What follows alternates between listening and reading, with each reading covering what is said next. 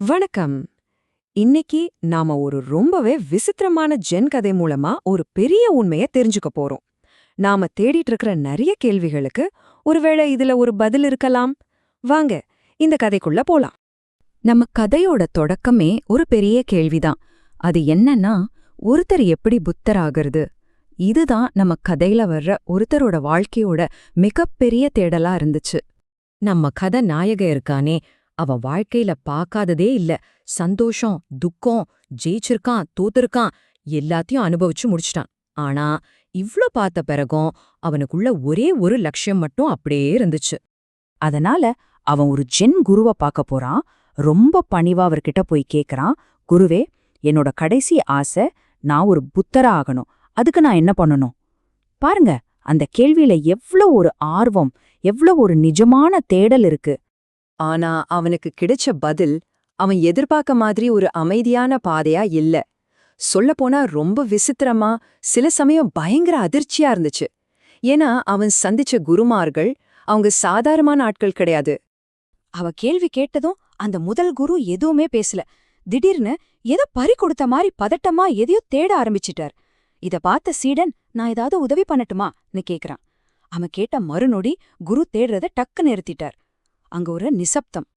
அப்புறம் அவன் முகத்தை பார்த்து ரொம்ப புதிரா ஒரு விஷயம் சொல்றாரு. ஒன்னும் கிடைக்கல, இந்த வெறுங்கை போதும். இத சொன்ன அடுத்த செகண்ட் யாருமே எதிர்பார்க்காத ஒரு காரியத்தை செஞ்சார். ஆமாங்க, அவர் அந்த சீடனை அடிக்க ஆரம்பிச்சிட்டார். அவ்வளோதான், குருவுக்கு பைத்தியம் புடிச்சிடுச்சு நினைச்சு அவன் அடிச்சு புடிச்சு உசிர காப்பாத்திக்க அங்கிருந்து ஓடுறான். என்ன நடக்குதுன்னே புரியல, ஒரே குழப்பம். ஆனா பாருங்க, அவ முயற்சிய கைவிடல. சரி, இவர்தான் இப்படி, நாம வேற ஒரு குருவை பார்க்கலான்னு போறான். இப்போதான் கதை இன்னும் விசித்திரமா ஆகுது. முதல் குருவே கணிக்க முடியாத அளவுக்கு வன்முறையா நடந்துகிட்டார்னா, இந்த ரெண்டாவது குரு செஞ்சது அதைவிட மர்மமா இருந்துச்சு. இந்த ரெண்டாவது குரு முதல்ல ரொம்ப அமைதியா பேச ஆரம்பிக்கிறார். எல்லாம் சரியா போகுதுன்னு அவன் நினைக்கும்போது, திடீர்னு கண்ணிமைக்கிற நேரத்துல பக்கத்திலிருந்த ஒரு நீண்ட வாளை உருவி அவனை வெட்ட வர்றாரு. மறுபடியும் அதே கதைதான். அலறி அடிச்சுக்கிட்டு தான் உசுர காப்பாத்திக்க ஓட வேண்டியதா போச்சு. இப்ப நம்ம எல்லாருக்கும் ஒரே கேள்விதான் மனசுல வரும். என்ன இது? இந்த குருமார்கள் என்ன கொடூரமானவங்களா? இல்ல அவங்களுக்கு மனநலம் சரியில்லையா?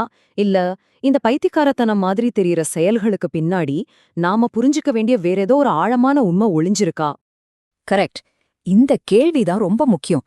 இப்போதான் நாம இந்த கதையோட மையத்துக்கே வரோம்.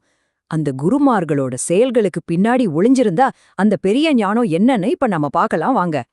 அந்த மர்மத்துக்கான திறவுகோல் ஒரே வார்த்தையில இருக்கு.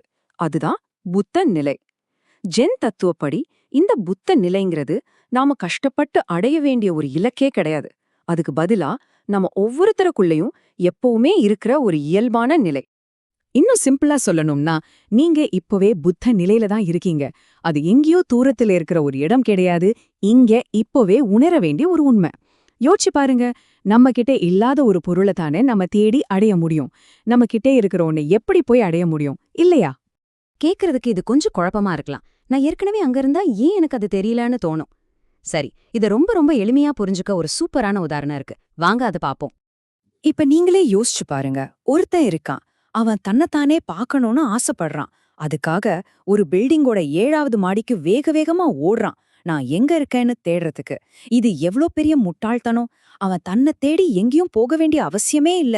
ஏன்னா அவன் எப்பவுமே அவனோடுதான் இருக்கான். இதே லாஜிக் தான் புத்த நிலைக்கும் பொருந்தும். இப்போ உங்களுக்கு புரிஞ்சிருக்கும் அந்த குருமார்கள் ஏன் அப்படி நடந்துக்கிட்டாங்கன்னு. அவங்க அந்த சீடனை விரட்டுனது ஞானத்துல இருந்து இல்ல. அவன் தேடி போய் ஞானத்தை அடையலாம்னு நினைச்சானே, அந்த தேடல்கிற முட்டாள்தனமான செயல்ல இருந்துதான் அவனை விரட்டுனாங்க. அப்போ இந்த விசித்திரமான கதையிலிருந்து நாம கத்துக்க வேண்டிய பாடம் என்ன? நம்ம தேடுறத நிறுத்தினாதான் நமக்கு தேவையானது கிடைக்குமா? ஆமா, அப்படிதான். இதுதான் இதுல இருக்கிற ஒரு அழகான முரண்பாடு. உங்ககிட்ட ஏற்கனவே ஒரு விஷயம் இருக்கு, ஆனா அதை நீங்க தேட ஆரம்பிக்கிற அந்த நிமிஷம், அந்த தேடலே அது உங்க கண்ணுக்கு தெரியாம மறைச்சிடுது. தேடுறத எப்ப நிறுத்துறீங்களோ அப்பதான் அந்த தெளிவு பிறக்கும். சரி, இந்த கதையோட கடைசில உங்களுக்காக நான் ஒரு கேள்வியை விட்டுட்டு போறேன். உங்க வாழ்க்கையில நீங்க ரொம்ப தீவிரமா தேடிட்டு இருக்கிற ஒரு விஷயம் என்ன? அது அமைதியா இருக்கலாம், சந்தோஷமா இருக்கலாம், இல்ல ஒரு நிறைவான வாழ்க்கையா இருக்கலாம். ஒருவேளை நீங்க அத வெளியில தேடுறதால தான் அது உங்களுக்குள்ளேயே இருக்கிறது உங்களுக்கு தெரியாம இருக்கோ? இத பத்தி கொஞ்சம் யோசிச்சு பாருங்க.